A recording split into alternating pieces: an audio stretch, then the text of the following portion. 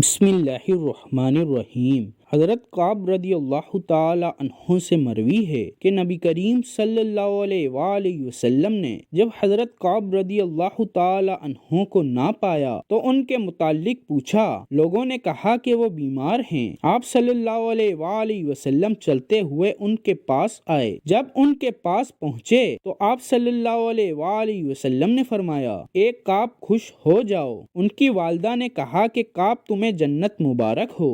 آپ صلی اللہ علیہ وآلہ وسلم نے فرمایا، یہ اللہ پر قسم کھانے والی کون ہے؟ حضرت کعب رضی اللہ تعالی عنہ نے عرض کیا، اے اللہ کے رسول صلی اللہ علیہ وآلہ وسلم، یہ میری والدہ ہے۔ آپ صلی اللہ علیہ وآلہ وسلم نے فرمایا، اے ام کعب، تمہیں کیا معلوم کہ شاید کبھی کعب نے بے فائدہ فضول گفتگو کی ہو یا جو چیز اس کی ضرورت کی نہ تھی اسے روکا ہو۔ السلسلۃ الصحیحہ حدیث نمبر 3۔ حضرت انس بن مالک رضی اللہ تعالی عنہ نبی پاک صلی اللہ علیہ وآلہ وسلم سے بیان کرتے ہیں کہ آپ صلی اللہ علیہ وآلہ وسلم نے ارشاد فرمایا، جانتے ہو چگلی کیا ہے؟ صحابہ کرام نے عرض کیا، اللہ اور اس کا رسول صلی اللہ علیہ وآلہ وسلم ہی بہتر جانتے ہیں۔ آپ صلی اللہ علیہ وآلہ وسلم نے فرمایا، کسی شخص کی بات دوسرے کے سامنے اس طرح بیان کرنا کہ ان کے درمیان فساد برپا کر دے۔